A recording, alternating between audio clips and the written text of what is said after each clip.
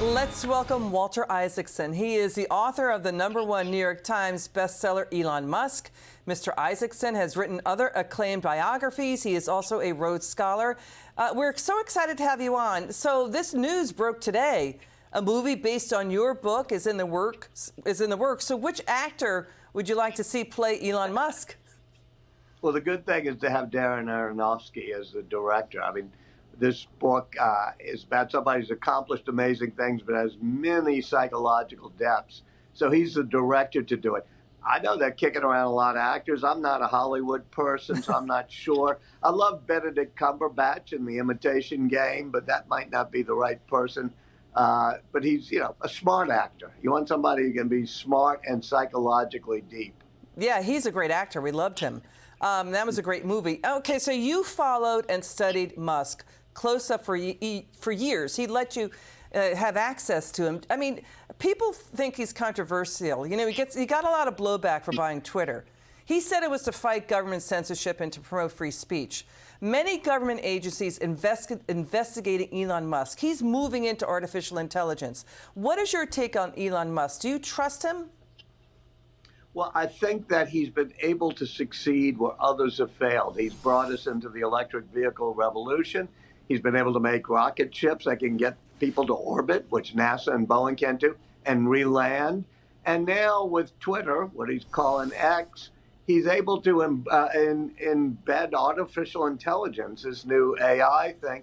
So I think he does great things, but he also can be impulsive and reckless, as you see in the book.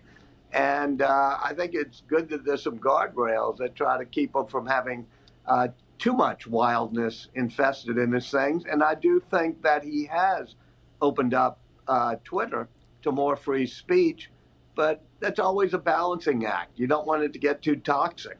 You know what's really interesting? By the way, free speech cures toxic speech. You can't have the government stepping in. But you know what's interesting about your book? You showed how Elon Musk literally goes into the factories to see what is making his equipment, his devices, his rockets. He wants to know about the equipment, not just the end product. So that was really cool. And now he's got his, what you wrote about that, how you explain that. He has his AI platform, Grok. He says it's snarky and funny. It's going to go up against ChatGPT.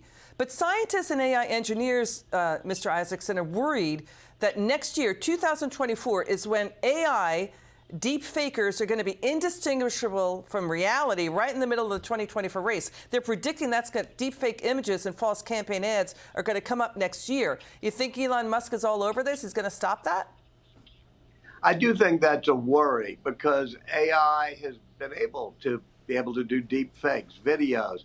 And we used to say, trust your own eyes. It's going to be a little hard to do that. I've been using Grok, and it's really funny. It also has great taste. I asked it who did the best renditions of Summertime. And, of course, it does Louis Armstrong and Ella Fitzgerald, but then got Janis Joplin second.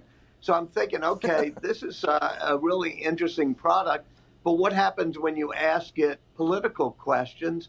It seems pretty good at the moment, but somebody could deploy AI to spread more misinformation. And I know you say free speech drives out misinformation.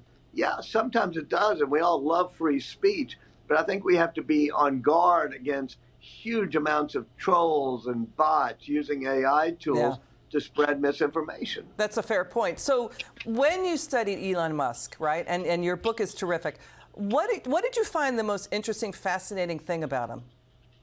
Well, you said it a moment ago, which I'm glad you picked up on it, is that he walks the factory floors every day.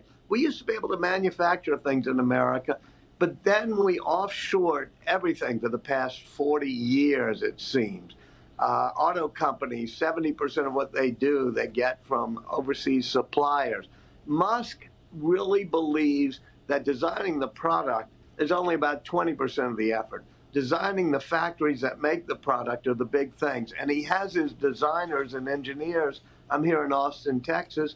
Their desks are right up of the assembly line of Giga Texas here. So they can see when there's a manufacturing problem. Maybe it's an engineering problem. Wow, Walter Isaacson, congratulations on yet another terrific book and a great movie coming out. We salute you and come back soon. It's great to have you on.